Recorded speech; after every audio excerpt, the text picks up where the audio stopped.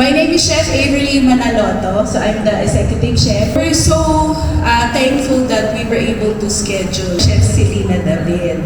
So mamaya po, magde-demo siya for us. Actually, yun yung advocacy, para ganon, ng Taste Setters workshop. When we do it per province, we see to it that we use your local ingredients o kung pwede nga yung heirloom ingredients nyo rin. We asked her to actually do 4 dishes na may local ingredients from Pampanga para makita nyo how do we elevate the food.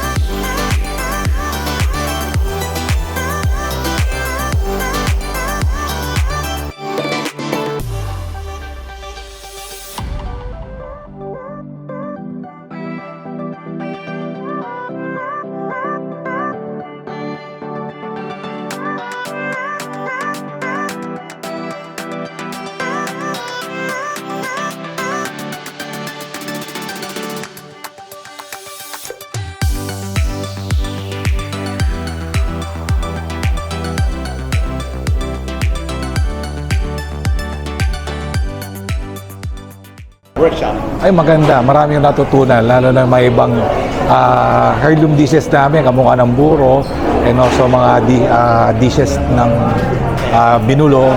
Yun, at least marami kang natutunan doon na ibang alternative na pwedeng gawin. So kahit medyo matagal na rin sa ganitong trabaho sa kitchen, natuto rin kami, lalong-lalo na yun sa mga trend ngayon ng panahon ngayon kung paano magluto. Talagang malaking bagay na nalalaman yung mga ganun. Masaya yung overall na program, very interactive. Maraming yung sa mga food tasting is really good. As part of research development, yung market trends, isa yun sa pinaka-tinitingnan or tine-check namin for us kung saan papunta yung mga ide-develop namin, kung ano yung mga next step of our in terms of product development. Yung pinaka nagustuhan kong part ng workshop is yung small cooking activity ko naming lahat, because para sa akin is a first time na magkaroon ka ng interaction with other member ng workshop, and especially bigla ang cooking competition, and hindi po namin alam yung mga lulutoy ingredients, but with the help po nung ating workshop today, which is the Taste Setters and the Clara Oray, and also the other partners of the program, nagkaroon po kami ng maraming bright ideas which we incorporated po sa aming dish.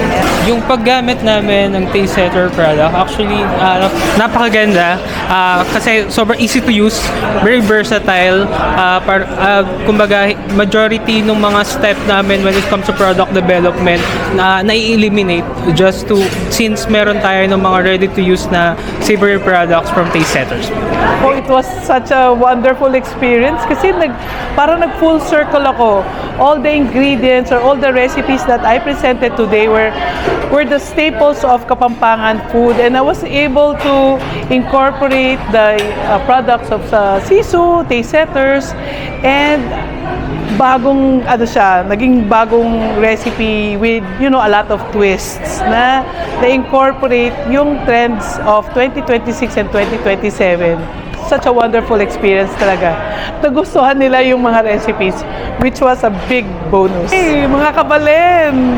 Manyaman kening Pampanga. Sobrang masarap dito ang mga pagkain. And lahat po ay nag-enjoy. This is the culinary capital of the Philippines. Kaya punta lang tayo dito ng Pampanga. Manyaman Kenny. Maraming salamat.